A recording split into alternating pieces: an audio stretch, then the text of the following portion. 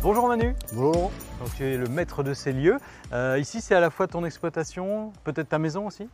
Exactement, on habite sur place. Alors on a un petit peu moins de 6 hectares en surface et on cultive 1 hectare en plein champ et 1000 m² d'abri. Alors on a acheté la ferme en 2015. On est parti en août 2013 pendant 1 an avec les gamins et on a fait un petit tour d'Europe à vélo qui nous a un petit peu décidé à changer de mode de vie et à repasser vraiment ouvert, quoi. Parce qu'avant, tu faisais quoi? Ton Moi, épouse faisait quoi? Moi j'étais graphiste, donc avec la tête sur un écran toute la journée. Et Hélène était couturière à l'usine. Vous vous êtes dit, on va faire une ferme, on va faire du maraîchage bio. C'est ce qu'on va aller voir, tu vas nous faire visiter. Et là, je vois un engin assez curieux. Qu'est-ce que Alors c'est tu que vas ce parler truc-là? de Ginette. Ginette la binette, c'est un porte-outil à pédale. Et Ginette sert énormément. Quand on va faire des récoltes, quand on va faire des semis, quand on va dans le champ, généralement Ginette nous accompagne. Il y a une assistance électrique de vélo. Il y a un panneau solaire qui est installé, qui nous permet d'être autonome en fait en électricité. Donc il y a une marche arrière.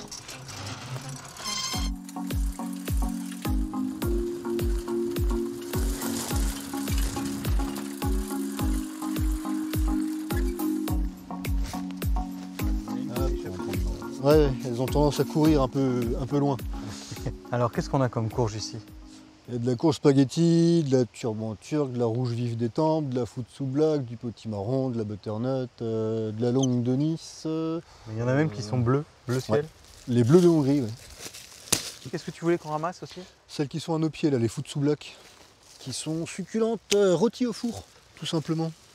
C'est originaire du Japon. En tout cas, c'est joli. Est-ce que tu as tâtonné au début pour créer ton exploitation? Est-ce que tu as fait des erreurs? Comment ça s'est passé au démarrage? Oh bah, je crois que des erreurs, de toute façon, on en fera toute notre vie, hein.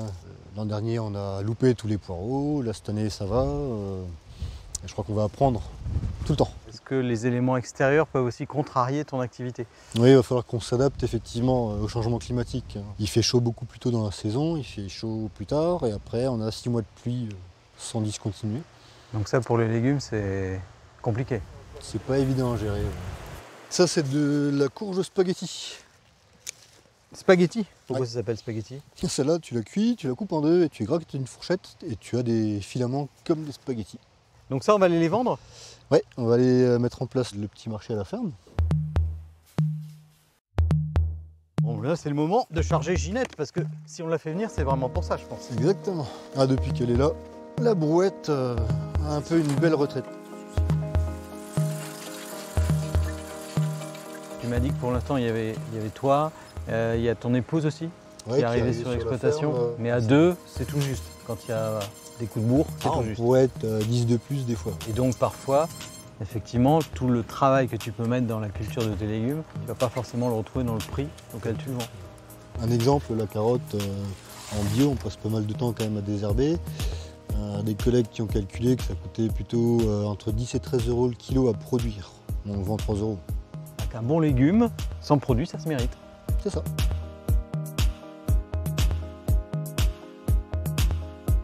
Qu'est-ce que c'est que ça? Des petits concombres apéro. Ah, des concombres Ou apéro ou à confire. à confire. Bon, moi, je vais goûter, c'est un apéro. On va dire que je prends l'apéro. Oh, c'est super. Ah, voilà Zabou qui vient livrer les fromages de brebis. Super. C'est vrai que le Sud-Manche, là, on est gâté. On a un super maillage assez dense de plein de producteurs bio, très diversifiés. Salut Mara. Ça, c'est les paniers qui ont été commandés en ligne. Je vais rajouter ça parce que je ne dois pas avoir. Il y avait tomates cerises, choux rouges, tomates, Ouais. radis, concombres, choux rave, salade. Le pain. Ouais. Qu'est-ce qu'on a? Campagne Ouais, j'ai un 5 céréales. Là. Donc ça, Manu, c'est le pain d'un boulanger du coin?